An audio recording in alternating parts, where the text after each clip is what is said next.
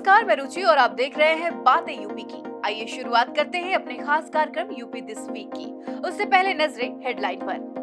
बाबा साहेब भीमराव अंबेडकर विश्वविद्यालय की खास उपलब्धि, गाय के गोबर से सस्ती बायोप्लास्टिक उत्पादन तकनीकी के लिए मिला पेटेंट।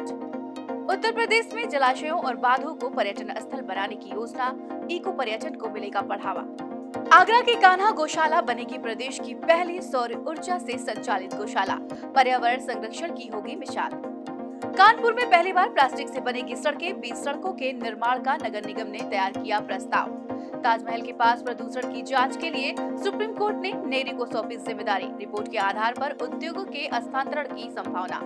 उत्तर प्रदेश ने तैयार किया चमड़ा और फुटवियर नीति 2025 का मसौदा, जिससे कानपुर और आगरा जैसे शहर वैश्विक औद्योगिक हब बनने की ओर बढ़ेंगे। वायुसेना ने यूपी में रचा कीर्तिमान, शाहजहांपुर के गंगा एक्सप्रेसवे पर लड़ाकू विमानों की हुई नाइट लैंडिंग, देश में पहली बार हुआ ऐसा।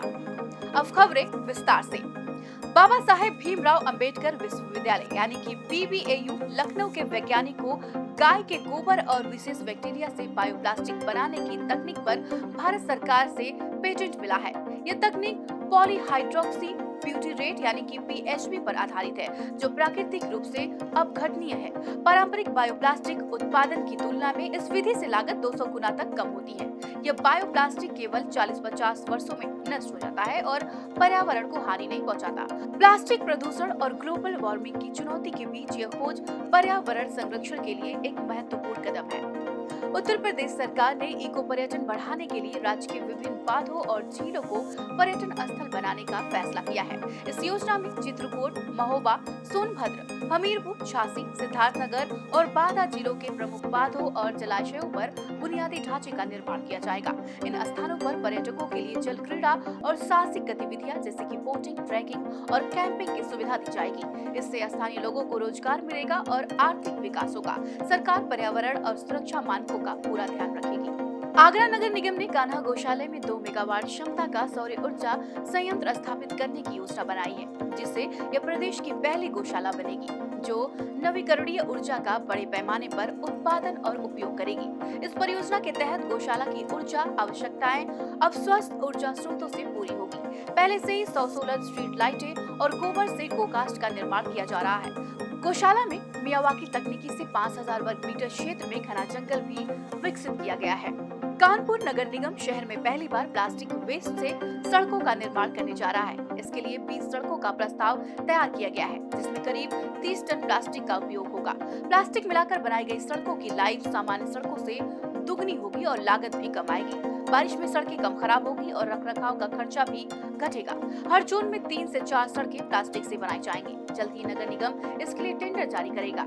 इस पहल से प्लास्टिक कचरे का सही इस्तेमाल भी होगा। सर्वोच्च न्यायालय ने ताजमहल के पास स्थित कांच उद्योगों के प्रदूषण पर ध्यान देने के लिए राष्ट्रीय पर्यावरण इंजीनियरिंग अनुसंधान संस्थान यानी कि नेरी को रिपोर्ट बनाने का आदेश दिया है।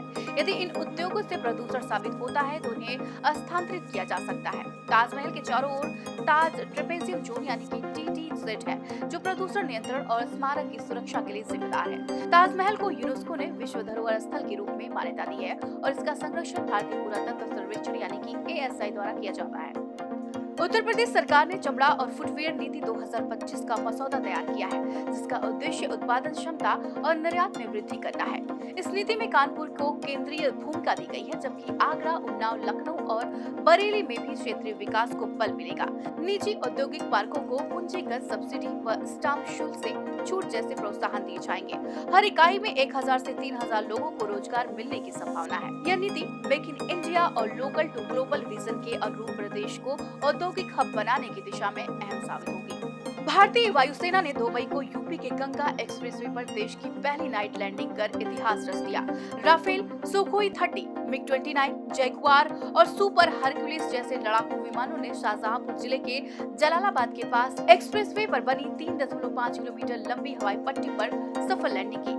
दिन में हुए एयर शो के बाद रात 9 बजे से शुरू हुई नाइट लैंडिंग रात 10 बजे तक चली। ये पहल युद्धकालीन आपात स्थिति में वैकल्पिक हवाई पट्टियों के उपयोग की रणनीति को मजबूती देती है। विशेष रूप से डिजाइन की गई ये पट्टी भविष्य में सुरक्षा और आपदा प्रबंधन में अहम भूमिका निभाएगी। अब चलते चलते एक नजर डाल लेते हैं देश और दुनिया की कुछ अन्य अहम खबरों पर। भारत फ्रांस के बीच 64,000 करोड़ डील। नौसेना के लिए 26 राफेल मरीन फाइटर जेट खरीदेगा भारत। 2028 से शुरू होगी डिलीवरी। आईएनएस विक्रांत विक्रमादित्य पर होगी तैनाती। पहलगाम हमले के बाद अमेरिका ने दिया भारत का साथ। लगभग 1100 करोड़ रुपए की रक्षा सौदे को दी मंजूरी। 14 साल के वैभव सूर्यवंशी ने आईपीएल में 38 गेंदों में शतक जड़कर रचा इतिहास। पिता ने जमीन बेचकर कराया प्रशिक्षण। उम्र पर विवाद के बीच स्टार बना भेजा। सरकार ने राष्ट्रीय सुरक्षा सलाहकार बोर्ड यानी कि एनएसएबी के नए चेयरमैन बनाए गए आलोक जोशी रॉ और आईबी में निभा चुके हैं अहम भूमिका। राष्ट्रीय सुरक्षा को लेकर के सरकार ने लिया बड़ा कदम। भारत ने पाकिस्तान के साथ बंद किया कारोबार। पड़ोसी देश से आने वाली सभी वस्तुओं पर लगाई रोक। आज के कार्यक्रम में बस इतना ही। कार्यक्रम में दी गई जानकारी आपको कैसी लगी कमेंट करके हमें जरूर बताएं।